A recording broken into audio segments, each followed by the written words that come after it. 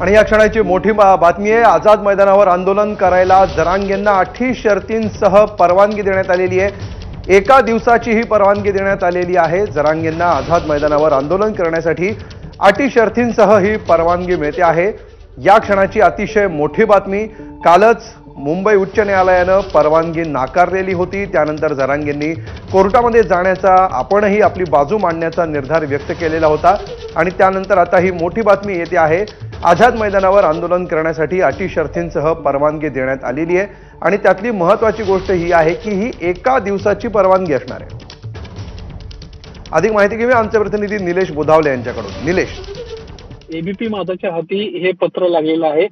पोलिसांना अटी शर्ती डोळ्यासमोर ठेवत मनोज जरांगे यांना मुंबईतल्या आझाद मैदानामध्ये आंदोलन करायला परमिशन दिलेली आहे। याच्यामध्ये जर नियम आपण पाहिले तर प्रामुख्याने ज्यावेळेस मनोज ताफा मुंबईमध्ये येईल त्यावेळेस हा फ्रीवेच्या दिशेनं आझाद मैदानाच्या दिशेने यावा। केवळ 5च गाड्या आझाद मैदानात जातील, बाकी सगळ्या ज्या गाड्या आहेत त्या वाडी बंदर जंक्शनला थांबवण्यात येतील। अशा पद्धतीची एक महत्वाची बाब त्यामध्ये नमूद करण्यात आली आहे। दुसरी महत्वाची बाब म्हणजे आंदोलनास एका वेळी फक्त एका दिवसासाठी परवानगी देण्यात येईल। शनिवार, रविवार किंवा शासकीय किंवा सार्वजनिक सुट्ट्या असतील त्या दिवशी कोणत्याही परवानग्या देण्यात येणार नाही, असं देखील याच्यामध्ये नमूद केलेलं आहे। सध्या आपण पाहतोय शनिवार रविवार जवळ येतोय, यासोबतच गणपतीचे दिवस आहे। यामुळे देखील ही एक महत्वाची अट त्याच्यामध्ये आपल्याला पाहता येईल। आंदोलकांची कमाल संख्या 5000 ही पाळणं बंधनकारक असणार आहे। तसेच मैदानाचं 7000 स्क्वेअर मीटर एवढंच क्षेत्र आंदोलनासाठी राखीव ठेवण्यात आल्याची देखील याच्यामध्ये बाब नमूद करण्यात आलेली आहे। साधारणपणे 5000पर्यंत आंदोलकांना सामावून घेण्यासाठी योग्य एवढी ती क्षमता आहे, त्यामुळे जास्त आंदोलक नसावं असं देखील सांगण्यात आलेलं आहे। त्या पद्धतीने मनोज जरांगेंचा ताफा मुंबईच्या दिशेने निघालेला आहे। तर रस्त्यामध्ये मोठ्या प्रमाणात लोक जोडू शकतात आणि त्यामुळे या महत्वाच्या 3 अटी आपण प्रामुख्याने पाहिल्यात। निश्चितपणे निलेश, कशा प्रकारे आता जे यातले महत्त्वाचे फॅक्टर्स आहेत, एका दिवसाची परवानगी आहे, त्यानंतर किती जणांनी यायचं याविषयी सुद्धा याच्यामध्ये स्पेसिफिक गोष्टी आहेत। मात्र आता लाखांच्या संख्येने आपण मुंबईत येऊ असं आवाहन मनोज जरांगेंनी केलेलं आहे। त्यामुळे आता या अटी शर्तींचं पालन करायचं असेल तर काय आव्हान असणार आहेत जरांगेंसमोर? पोलीस या सगळ्या गोष्टी डोळ्यासमोर ठेवूनच मनोज जरांगेंच्या आंदोलनाकडे पाहतायत। त्यामुळे मुंबईत ज्यावेळेस गाड्या प्रवेश करतील त्यावेळेस वाडी बंदरजवळ या सर्व गाड्या अडवण्यात येतील आणि केवळ 5000 आंदोलक त्या ठिकाणी राहतील, हीच व्यवस्था प्रामुख्याने पाहणार आहेत। त्यामुळे इतर आंदोलकांच्या बाबतीमध्ये अडचणी निर्माण होण्याची शक्यता आहे। दुसरी महत्वाची बाब अशी आहे की वेळ सकाळी 9 ते सायंकाळी 6 ही निश्चित करण्यात आलेली आहे। खरं तर मनोज जरांगे यांना भूमिका स्पष्ट केली आहे की मी कोणत्याही परिस्थितीमध्ये मैदान सोडणार नाही, त्या ठिकाणी जोपर्यंत आरक्षण राहत नाही तोपर्यंत हलणार नाही, अशा पद्धतीची भूमिका आहे। जर एकाच दिवसाची परमिशन असेल आणि त्यात ही सकाळी 9 ते 6 पर्यंत जर आंदोलकांना तिथं थांबण्याची परवानगी असेल तर त्यानंतर पुढे काय, त्यामुळे पुन्हा एकदा तिथं एक वादाची ठिणगी पेटू शकते, ही शक्यता अजिबातच नाकारता येत नाहीये। एकंदरीतच मनोज जरांगे यांना जी भूमिका घेतली त्यानंतर आता सरकारनं परमिशन जरी दिली असली पोलिसांना तरी मनोज जरांगे आता काय भूमिका घेतात हे पाहणे महत्त्वाचं राहणार आहे। यासोबतच आंदोलनाच्या ठिकाणी अन्न शिजवता येणार नाहीये, त्यामुळे एकंदरीतच ठाण मांडून आपण तिथंच राहू आणि तिथंच पुढचे काही दिवस आंदोलन करू, ही जी काही मनोज जरांगेंना भूमिका घेतली होती ती त्यांना आता पूर्ण करता येणार नाहीये, कारण त्या पद्धतीच्या अटी आणि शर्ती पोलिसांना त्यांच्या समोर ठेवल्यात।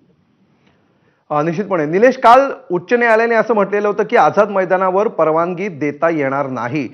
नवी मुंबईमध्ये किंवा खारघरमध्ये अशा प्रकारची परवानगी द्यायची की नाही याचा निर्णय सरकार घेऊ शकतं। मात्र या परिस्थितीत आझाद मैदानावर परवानगी जरी एका दिवसाची असली तरी ती कुठल्या पार्श्वभूमीवर देण्यात आली असावी आणि काय नेमकी याच्या मागे रणनीती दिसते आहे पोलिसांची? या संदर्भातले अधिकचे तपशील आपल्याकडे आत्ताच आलेले नाही, मात्र ज्या पद्धतीनं मोठ्या प्रमाणामध्ये विरोधकांकडून टीका केली जात होती आणि आंदोलन करायला तुम्ही नकार का देता, जर संविधानिक पद्धतीने कुणी आंदोलन करत असेल तर तुम्ही त्याला का अडवताय, अशा पद्धतीचं सातत्यानं विरोधकांकडून मोठ्या प्रमाणामध्ये टीका जी आहे ती सरकारवर झाली होती आणि त्यानंतर ते एक मोठ्या प्रमाणात दबाव देखील वाढल्याचं पाहायला मिळालं होतं। एकीकडे मनोज जरांगे माध्यमातून बोलत असेल तर त्यांची टीम जी आहे ती सातत्यानं आझाद मैदान पोलिसांच्या संपर्कात होती, मुंबई सिटीच्या संपर्कात होती आणि परवानगी मिळावी यासाठी ते प्रयत्नशील होते। सध्या केवळ अटी शर्तींच्या माध्यमातून एका दिवसातच आंदोलन कसं होईल अशा पद्धतीचा प्रयत्न या निमित्ताने या ठिकाणी झालाय।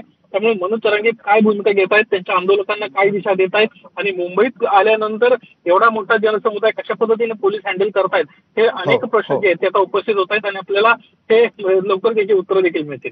निश्चितपणे निलेश, महत्वाची आणि मोठी बातमी आहे. या बातमीवर आपलं लक्ष राहीलच. तूर्त धन्यवाद या सविस्तर माहितीबद्दल. आणि इथे एक छोटासा ब्रेक घेऊया. पाहत रहा एबीपी माझा.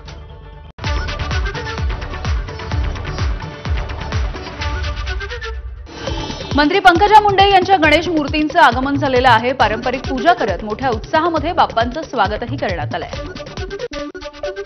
इंदापूरमध्ये हर्षवर्धन पाटील यांच्या निवासस्थानी बाप्पाचं आगमन. हर्षवर्धन पाटील यांनी सपत्नीक बाप्पाची पूजा केली आहे. सदैव गणरायाचा आशीर्वाद आपल्या सर्वांच्या पाठीशी असावा अशी प्रार्थना सुद्धा त्यांनी केली आहे.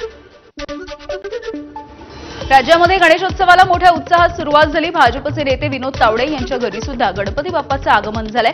ढोल ताशांच्या गजरामध्ये भव्य अशी मिरवणूक काढत बाप्पा विराजमान. पुण्यामधील श्रीमंत दगडूशेठ हलवाई गणपतीची रथामधून मिरवणूक. रथावरती फुलांची सजावट तर रथावरती विष्णूंची मूर्ती देखील.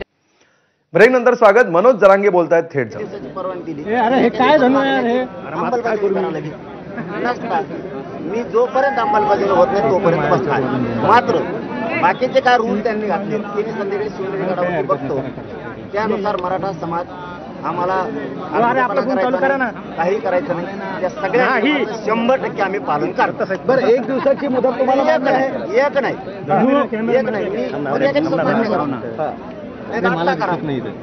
पण ते असं नाही. एक दिवसाची जोपर्यंत मागण्याची अंमलबजावणी होत नाही पर्यंत बेमुदत उपोषण सुरू राहणार. तुम्ही एक दिवसाची परवानगी द्या, आम्ही एक दिवस बसतो, तुम्ही लगेच अंमलबजावणी द्या. मग